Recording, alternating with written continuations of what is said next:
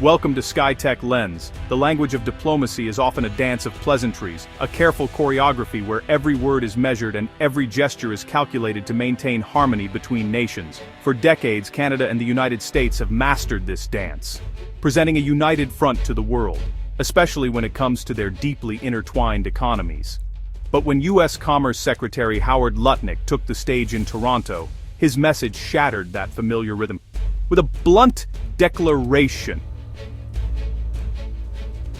America first, Canada second for the auto sector, he made it clear that the old rules no longer applied. The words landed like a sledgehammer, echoing through boardrooms and government offices on both sides of the border. The meaning was unmistakable. Washington now sees the North American auto partnership as a zero-sum game, where one country's gain is the other's loss.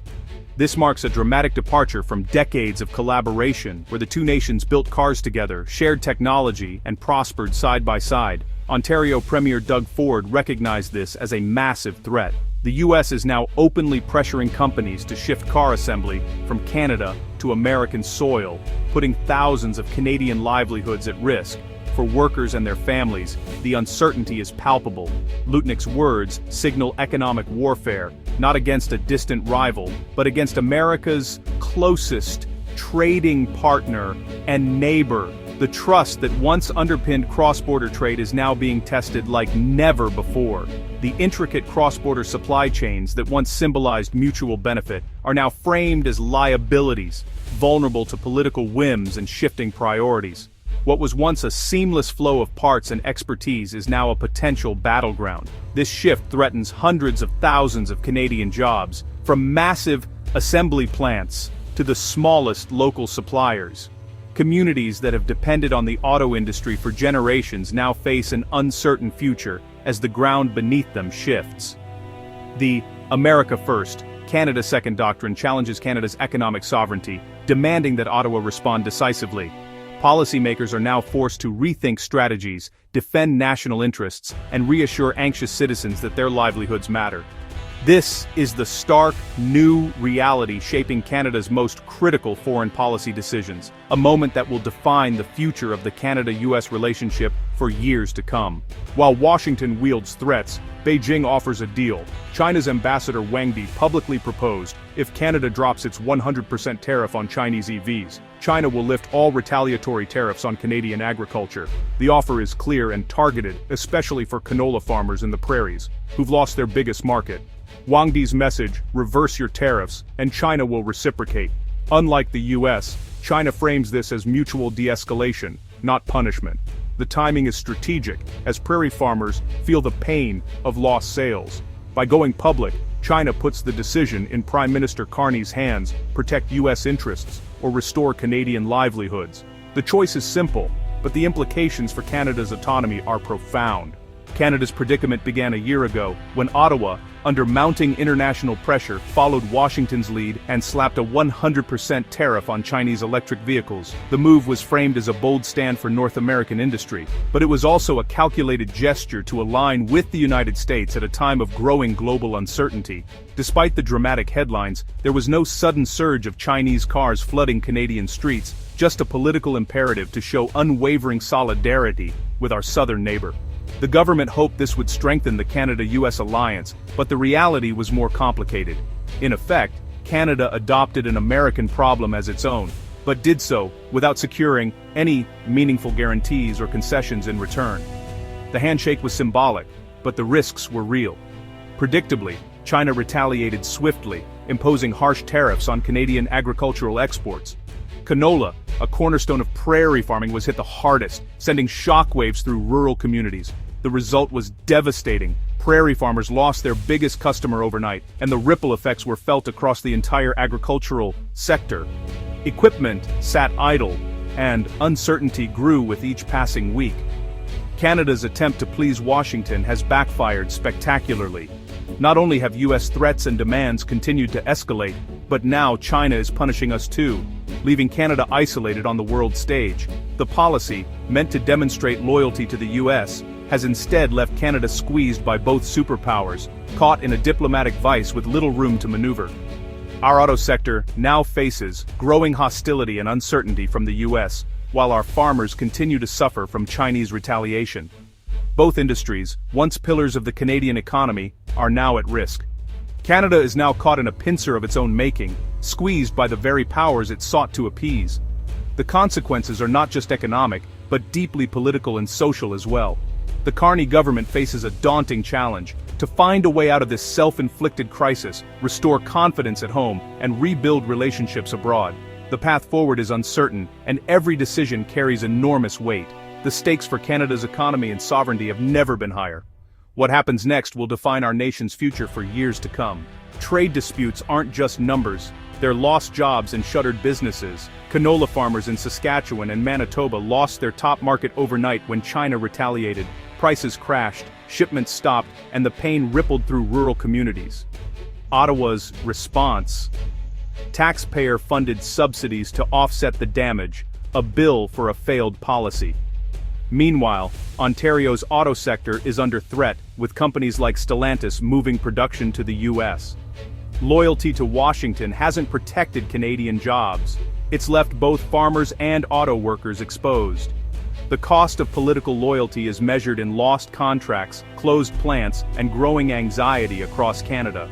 Canada is being courted by two superpowers, one with threats, the other with incentives. The US uses coercion, threatening to dismantle the auto sector and move jobs south if Canada doesn't comply. Even after Canada imposed EV tariffs, the US responded with more demands, not gratitude. China, by contrast, offers a deal: drop the EV tariff, and agricultural markets reopen. It's a partnership of interests, not allegiance. Canadian farmers regain their market, consumers get affordable EVs, and both sides benefit. The US offers only the stick, China offers a carrot.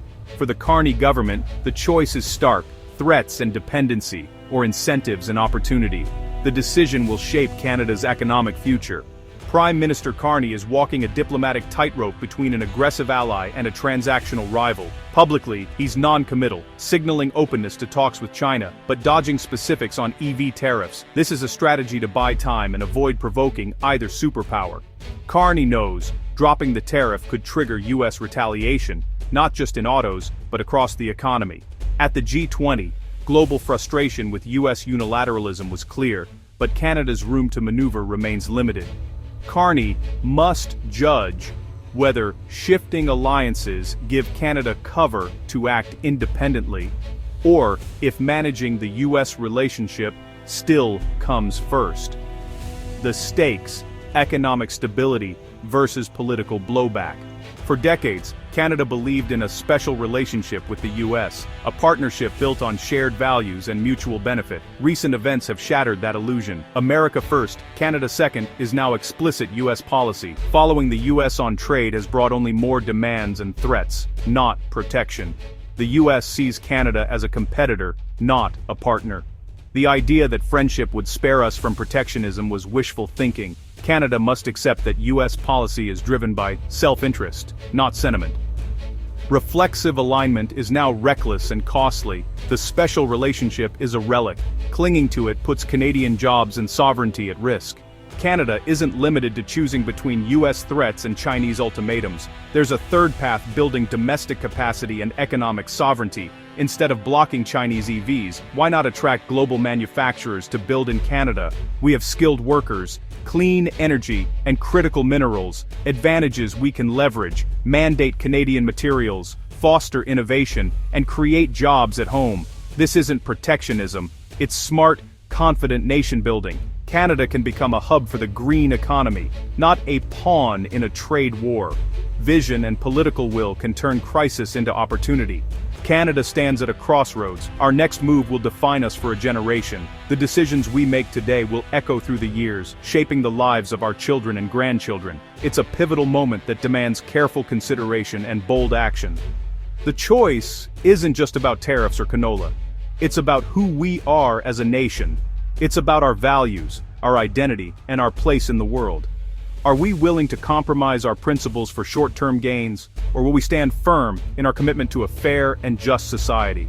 Will we remain subservient to an unreliable ally, or act in our own interest? The relationship with our southern neighbor has always been complex, filled with both cooperation and conflict. Now, more than ever, we must evaluate whether this partnership serves our long-term goals. Sticking with U.S. trade policy means more uncertainty and pain for Canadian workers and farmers. Our industries have suffered, and our communities have felt the strain. We need a strategy that prioritizes the well-being of our citizens over the interests of foreign powers. Accepting China's offer, or forging our own path, means risk, but also opportunity. Embracing new partnerships could open doors to innovation and growth, but it also comes with its own set of challenges. We must weigh these options carefully, considering both the risks and the rewards. True leadership means asserting strategic independence, not just pivoting from one superpower to another. It requires vision, courage, and a commitment to our national interests.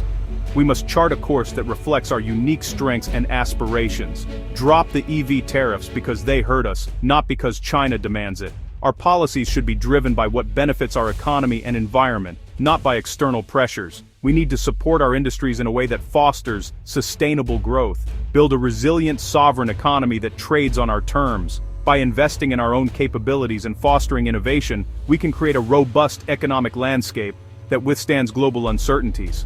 What's at stake is more than jobs. It's Canada's ability to decide its own future. Our sovereignty, our freedom to make independent decisions, and our national pride are all on the line. This is about securing a prosperous and autonomous future for all Canadians. The moment of decision is here, branch plant or nation. Will we be a mere extension of foreign interests, or will we stand as a proud independent nation? The choice is ours, and de staan ze daar. En dan justendi, sun staan ze daar en staan ze barsen de. Dan just down the time to act is now. Thanks for watching. Subscribe the channel for more updates.